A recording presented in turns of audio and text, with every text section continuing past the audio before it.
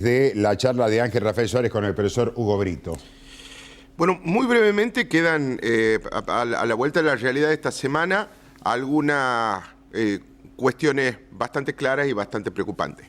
La primera de ellas es que todos coincidimos en que la educación es la salida de la pobreza y sin embargo tenemos una Argentina de escuelas tomadas por quienes justamente reclaman el derecho de nuestros jóvenes a salir de la pobreza.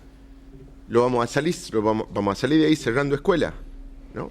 Es decir, son como los piqueteros que reclaman, ¿no?, una mayor participación en la cosa pública y lo hacen arruinando calles y rutas con gomas quemadas y por ende perdiendo patrimonio público en la protesta. O los gremios, ¿no?, como el gremio de los neumáticos, que reclama mejores condiciones laborales para sus trabajadores y hacen huelgas que cierran fábricas y ponen en riesgo la fuente laboral de sus trabajadores. Es decir, sí, nos falta educación en todos los sentidos. En segundo lugar, y atendiendo a lo que decía el sacerdote, que hablaba recién con Fabián Páez, a quien de paso le mando un fuerte abrazo, la pobreza no es ninguna virtud. Es decir, la idea de tener un contexto, de tener una sociedad donde uno de cada tres tucumanos es pobre y vamos a hacer una sociedad virtuosa, me parece que se da de bruces contra ya no solo contra la lógica, se da de bruces contra la coherencia. Ahí tenemos que reeducar parte de nuestro discurso. Los pobres no son humildes, son pobres. Las casas de los pobres no son casas humildes, son casas pobres o son ranchitos torcidos, pero no hay humildad en la pobreza. Porque la humildad es una virtud y la pobreza no lo es. Por el contrario, es una situación absolutamente disvaliosa. En tercer lugar, hoy, a diferencia de... O sea, ayer nos acostamos con números de la pobreza del INDEC y hoy nos levantamos con la certeza de que los números del INDEC están macaneados. En Formosa, la pobreza ha bajado 20 puntos en 6 meses, Omar. Medía 45 puntos Formosa, una de las provincias históricamente más pobres, y amaneció Formosa con la medición del INDEC con 25 puntos de pobreza.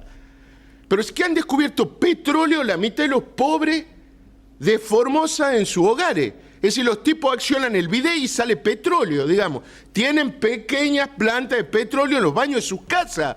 ¿Cómo va a bajar 20 puntos en 6 meses la pobreza en Formosa? Ahora, ahí hay dos opciones, ¿no? O no está macaneada la medición del INDEC y entonces sí han bajado 20 puntos de pobreza en Formosa. Y si ese es el caso, Dios mío, estamos esperando la renuncia en masa del resto de las autoridades de la Argentina, donde la pobreza ha bajado décima. Es decir, ¿por qué no bajó 20 puntos en Tucumán? ¿Por qué no tenemos una pobreza de 17 puntos en Tucumán y sí tenemos una pobreza 20 puntos menor sustancialmente en Formosa? Entonces, la verdad es que si en algo coincido con este discurso que empieza, digamos, a generar el gobierno tucumano, y que lo conocíamos recién a través de Ángel Suárez, es que realmente no hay nada para celebrar, ¿no? Realmente no hay nada para celebrar. De nuevo tenemos indicadores mentirosos en la Argentina, lo cual creíamos que era una instancia básicamente superada. En cuarto y último término, los tuits de ayer de la señora vicepresidenta de la Nación, que leímos en tiempo real acá en la edición de Los Primeros Más. Dice la vicepresidenta, en un análisis que hacíamos minutos antes de su posteo, que hay más indigencia porque hay más inflación en la canasta alimentaria.